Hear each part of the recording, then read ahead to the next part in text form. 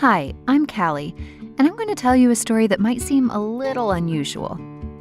I'm really pretty. Like, beautiful. I know that might sound like bragging, and to be honest, it feels like bragging because I don't always feel beautiful.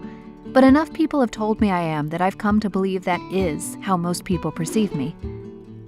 The attention I got from my appearance started when I was a baby. People would tell my mom, "Oh, you have such a beautiful baby. You should enter her in contests." Pretty normal, right? I mean, people love babies. But it continued when I was a toddler. A modeling agent approached my mom in a restaurant when I was 3 to see if she could sign me. My mom said no.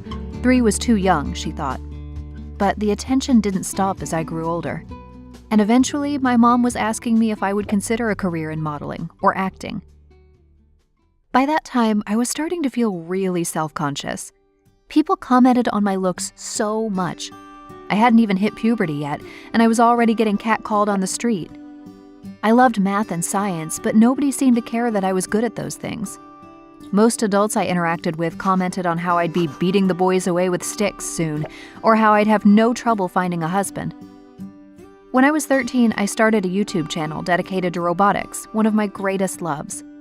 But in the comments section, people would leave comments like, "You're hot," or "Shame you're not legal," stuff that made me really uncomfortable. I started wearing baggy clothes to hide the curves I was developing. I kept my textbooks over my chest in the hallways at school. I started getting so anxious about when the next unwanted comment would come that I would spend breaks between classes in the restroom throwing up. I started showing up late for class so I didn't have to walk through the halls when there was a crowd. And the other problem with being too pretty? People don't like you. Other girls think you're full of yourself. And guys only want you so they can brag to their friends about how they got with you. People also don't think you're smart. I was the butt of so many dumb blonde jokes, even though I was a great student. Once, my mom told me I was so pretty that I wouldn't need to worry about going to college. I'd be able to snag a doctor or a lawyer, and he would take care of me. That hurt more than anything. Between my self-consciousness and the way my classmates resented me, I didn't have any close friends. And with the way people didn't take my aspirations seriously, I started to doubt my own ability to have a career in robotics like I wanted. So I decided that if this was how the world was determined to see me, as just an object, then that's what I'd be. I traded my baggy clothes for low-cut tops.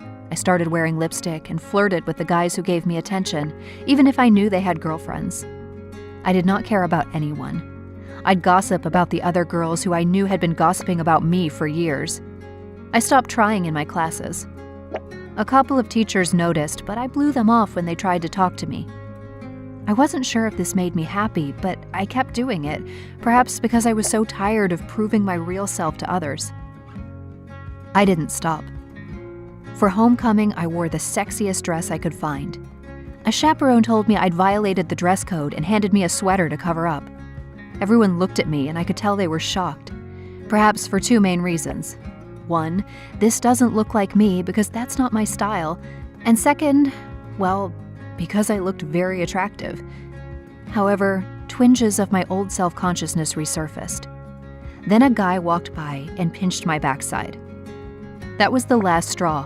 I couldn't take it any longer. I started to cry uncontrollably. People began to stare at me, some of them snickering and whispering to each other. "What are you looking at?" I screamed at them. "Stop staring at me!" I couldn't stop myself. I felt so hurt and confused and alone. I fled the dance and went out to my car. My hands were shaking so badly I was lucky I made it home in one piece. I locked myself in my room and refused to come out. It's not like I could ever go back to school after the scene I'd made. On Monday, I had to go to school as my dad requested. I was so nervous I threw up before school. But I had a meeting with the counselor, who was really nice. I told her I knew how ridiculous and arrogant it sounded to claim I was too pretty, but she said it wasn't ridiculous at all. She said together we could work on ways for me to feel more comfortable being myself, and for me to get back on track with my schoolwork.